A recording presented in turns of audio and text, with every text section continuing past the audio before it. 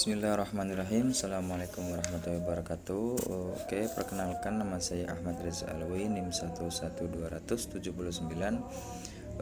kelas Hukum Keluarga Islam B. Di sini saya akan menjelaskan pemaparan materi tentang fikih jinayah perihal untuk bahan kebutuhan UAS. Oke, langsung saja untuk materi yang pertama, yaitu materi tentang jarimah hudud. Jarimah sendiri merupakan tindak pidana yang melanggar ketentuan yang telah dibuat oleh Allah Subhanahu wa taala, dan sanksinya pun telah dibuat oleh Allah Subhanahu wa taala. Dan adapun untuk jarimah hudud sendiri, jarimah hudud merupakan jarimah atau tindak pidana yang dilakukan oleh mukallaf melanggar aturan yang telah ditetapkan oleh Allah Subhanahu wa taala, dan hukuman dan sanksinya pun telah ditetapkan oleh Allah Subhanahu wa taala. Di sini dipertegas oleh Al-Imam Az-Zaid Sabiq bahwasanya hukum tersebut adalah sebagai bukti bahwasanya untuk melaksanakan hak Allah. Bahwasanya di situ kita harus melaksanakan hak Allah apabila terjadi adanya jarimah hudud. Oke. Selanjutnya macam-macam jarimah hudud. Kalau digolongkan dari kualitasnya itu ada dua bagian, yaitu bagian yang ringan dan bagian yang berat. Adapun yang bagian ringan antara manusia dan manusia, dan yang berat adalah kepada manusia dan hubungannya kepada Allah Subhanahu wa taala. Adapun di sini jarimah hudud di antaranya yaitu yang pertama adalah zina, terus yang kedua adalah hak qadhaf, terus meminum khamar, terus mencuri, terus hirobah, terus murtad, dan kemudian pemberontakan. Oke, kita lanjut. Yang pertama yaitu jarimah zina. Zina di sini merupakan tindakan jima. Jima itu masuknya kelamin laki-laki ke farjinya perempuan, ke kelaminnya perempuan. Imam 4 mazhab sepakat bahwa pengertian zina itu menitik beratkan antara bertemunya kelamin tersebut. Di situ sebenarnya zina. Kemudian zina di sini itu digolongkan menjadi dua jenis. Tetap saja hukum jarimah zina berlaku bagi dua jenis tersebut. Yang pertama yaitu zina muhsan dan zina ghairu muhsan. Oke. Kita lanjut yang pertama yaitu zina muhsan. Zina muhsan itu termasuk dari jarimah zina, dan ada juga hukumannya dan sanksinya. Dan saya jelaskan di sini. Adapun untuk zina muhsan adalah orang yang belum menikah tapi telah melaksanakan atau melakukan jima. Ini hukumannya yaitu 100 kali cambukan, dan kemudian dibuang ke tempat asing atau diasingkan selama 1 tahun. Kemudian yang kedua yaitu zina ghairu muhsan, yaitu zina orang yang sudah menikah kemudian dia melakukan zina. Itu hukumannya yaitu didera atau dicambuk 100 kali, kemudian dirojam. Memang berat sekali hukuman untuk orang zina tersebut. Makanya dari hukum Allah Subhanahu wa taala sangat melarang bahwasanya orang-orang berbuat zina. Oke. Kita lanjut untuk materi yang selanjutnya yaitu hak qadhaf. Apakah yang dinamakan hak qadhaf? Hak qadhaf itu melempar tuduhan. Maksudnya di sini gini. Menuduh sang istri itu berbuat zina. Kamu saya tuduh berbuat zina. Tetapi yang laki-laki itu tidak bisa mendatangkan 4 orang saksi. Nah, disitulah jatuh yang namanya hak qadhaf. Di sini berbahaya juga hak qadhaf itu. Adapun menyangkut tentang hukumannya dan ketentuan-ketentuannya itu dijelaskan di sini. Oke, baik. Hak qadhaf tersebut haruslah mencakupi beberapa syarat. Yang pertama, pelaku yang melakukan qadhaf adalah orang muslim yang berakal dan balik. Kemudian orang yang dituduh zina adalah orang yang suci dan tidak pernah dikenal berbuat zina. Maksudnya wong apik-apik kok mero-mero dituduh zina. Terus orang yang dituduh meminta penerapan hak qadhaf. Nah, sang istri gak terima. Kok sampean nuduh aku toh, Mas? Nah, di situ boleh sang istri meminta hak qadhaf. Kemudian penuduhan tidak mendatangkan 4 saksi, ya tadi tidak bisa membuktikan dengan mendatangkan 4 orang saksi. Adapun untuk hukumannya, hukuman bagi orang yang melakukan jarimah qadhaf, di sini ada 2 pendapat. Yang masyhur di kalangan Imam Syafi'i itu adalah 40 kali deraan cambuk, dan di kalangan 3 mazhab yang lainnya itu 80 kali cambukan. Oke, kita lanjut ke jarimah yang selanjutnya, yaitu jarimah meminum khamr. Nah, meminum khamr itu juga termasuk dari kejahatan melanggar hukum karena sudah diharamkan oleh Allah SWT dan sudah ditetapkan pula hukumannya oleh Allah SWT. Oke, di sini pengertian dari jarimah hukum merupakan suatu tindakan pelanggaran di mana orang meminum minuman keras. Ya, kalau bisa disebut kalau zaman sekarang ya ciu, terus miras gitulah, yang memabukkan pokoknya. Adapun ketentuan perinciannya itu diperjelas oleh para imam mazhab bahwasanya yang namanya asyubru minum itu harus sampai lewat tenggorokan. Apabila belum melewat tenggorokan itu berarti masih berkumur, berarti belum dihitung meminum khamr gitu. Nah, di sini adapun untuk hukuman dari orang yang meminum minuman keras, yaitu dicambuk 40 kali, didera 40 kali gitu hukumannya. Oke, kita lanjut jarimah hudud yang selanjutnya. Ini sudah melebar ke yang ranah manusia dengan manusia. Yang pertama itu jarimah syarikoh. Jarimah syarikoh sudah jelas dari namanya pencurian. Nah, di sini suatu tindakan mencuri seorang kepada orang lain, mencuri barang orang tersebut padahal bukan dari hak dirinya sendiri.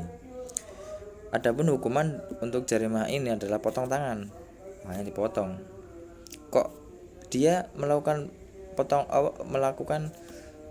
jarimah syarikoh lagi, potong lagi tangannya sampai habis, si kakinya juga dipotong, dan apabila masih melakukan lagi maka dibuang ke tempat asing dan tidak boleh kembali. Bahkan ada juga keterangan yang menyebutkan bahwa orang tersebut benar-benar sudah fasik dan harus dibunuh, maksudnya halal untuk dibunuh. Oke, kita lanjutkan untuk jarimah selanjutnya, ya jarimah riddah. Nah, riddah itu berarti maksudnya gini, Mas.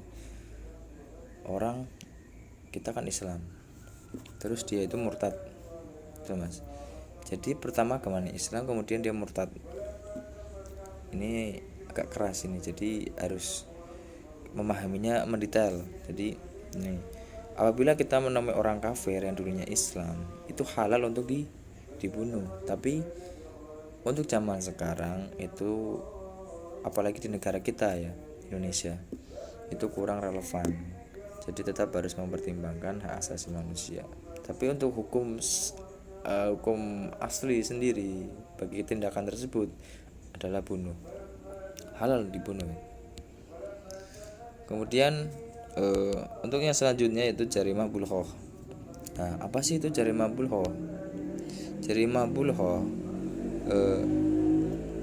itu suatu tindakan kejahatan politik. Maksudnya gini,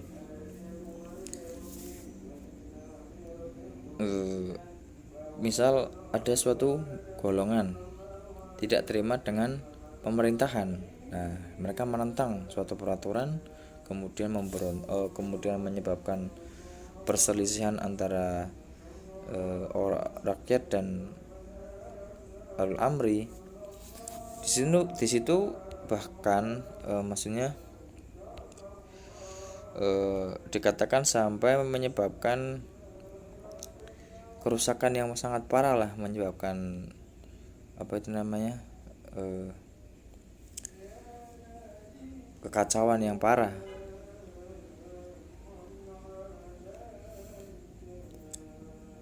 Walaupun titik awal tujuan dari mereka itu hanya untuk menyampaikan keluh kesahnya kepada para pemimpin, tapi dengan penyampaian yang tidak relevan, dengan kasar, dengan meresahkan orang lain, itu menyebabkan tindak pidana jarimah hudud yang di sini dinamakan dengan bulghoh. Hukumannya yaitu boleh dibunuh karena mau memberontak ulil amri yang sah. Kemudian terakhir yaitu jarimah hudud dirobah, perampokan. Nah, sudah jelas orang merampok. Nah, orang merampok misal perampokan yang kecil dan besar. Perampokan kecil ya perampokan yang dilakukan oleh seorang, perampokan yang besar yang perampokan yang dilakukan oleh kelompok. Tapi hukuman bagi keduanya itu adalah sama, hukum pribadi masing-masing, yaitu potong tangan. Jadi walaupun mereka itu merampok berkelompok, tapi tetap hukumannya yaitu hukuman pribadi, yaitu potong tangan masing-masing. Itu. Oke.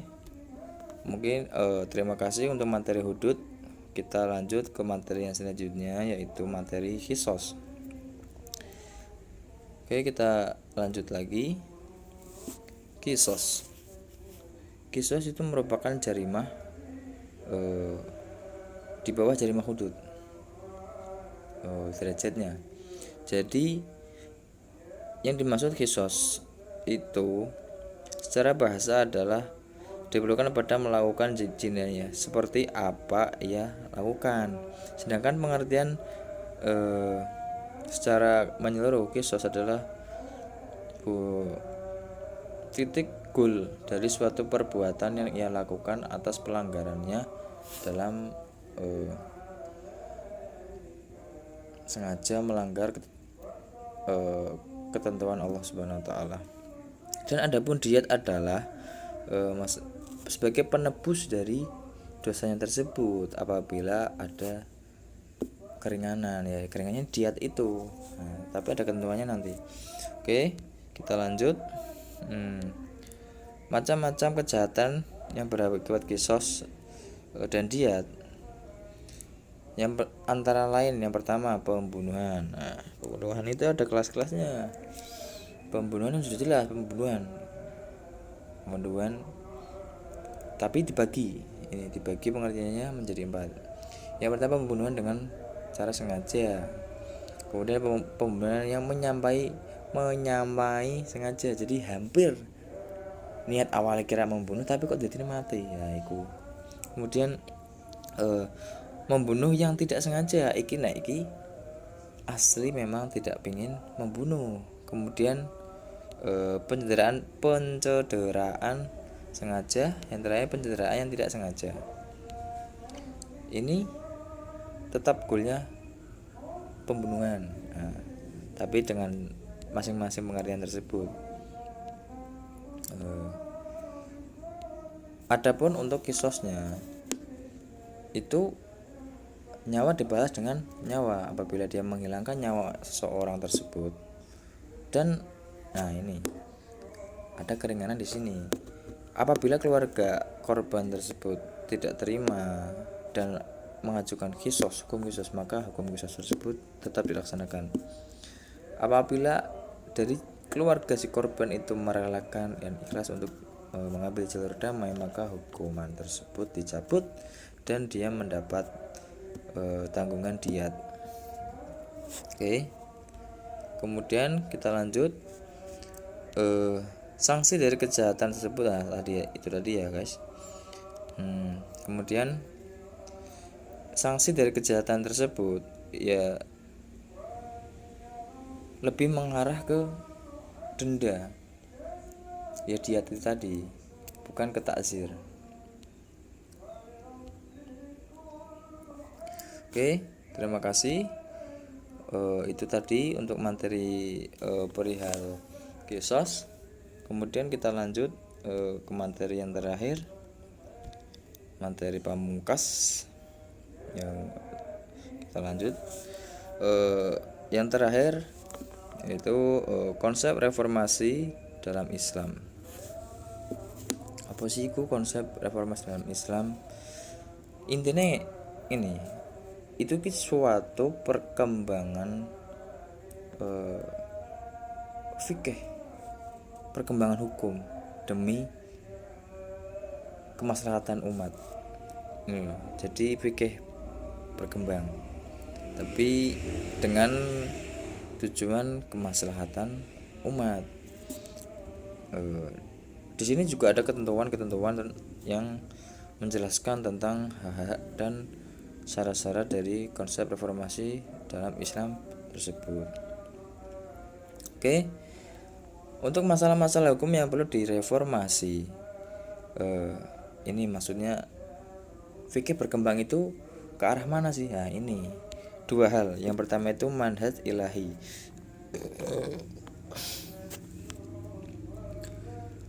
Itu perihal tentang akidah, syariah, akhlak, mengatur kehidupan manusia dengan Tuhannya. Jadi Adam hablum minallah, terus hablum minannas. Jadi mengatur tentang kehidupan lah, bagaimana kita hidup sebagai hamba dan kita sebagai orang yang bisa menjadi khairun nas anfa'un linnas. Nah, itu kan butuh perkembangan dari masa ke masa. Jadi tidak monoton hukumnya begitu saja tersebut. Nah, selain itu ada juga pemikiran. Nah, dari buah pemikiran hukum, penetapan hukum seperti fikih, itulah fikih ibadah, fikih sholat dan lain-lain. Oke, itu tadi untuk pengarahan perkembangannya, dari arah pengarahan perkembangannya. Kemudian bidang hukum perkawinan dan kewarisan, ini juga harus ada perkembangan dari masa ke masa. Bahkan dua bidang ini yang sangat kuat dalam penetapan hukum konsep reformasi dalam Islam ini dan positifikasinya itu. Adapun apabila hukum tersebut kita tidak ada pengolahan dan masih monoton, mungkin tidak akan pas bagi umat di zaman sekarang. Adapun untuk masalah zakat yang diatur oleh undang-undang pajak yang mengenai kewajiban tentang membayar pajak bagi amil, tidak berkenan membayar pajak bagi amil zakat, itu sampai dari tahun ke tahun mendapat perkembangan dan akhirnya pun menjadi goal bahwa kewajiban juga terbebani bagi amil zakat, karena melihat dari sisi ekonomi pada zaman sekarang sudah susah lah dikatakan, mohon maaf, kurang mampu. Perkembangan seperti hak waris juga itu perlu diperlukan dan tidak menyampingkan seperti hukum fikih ibadah, fikih sosial, kemudian hubungan maslahatul mursalah, itu juga semuanya butuh perkembangan dari masa-masa dengan jalan ijtihad para ulama, tentunya dengan sumber Al-Quran dan hadis. Oke, Mungkin itu saja yang dapat saya sampaikan, kurang lebihnya mohon maaf. Assalamualaikum warahmatullahi wabarakatuh.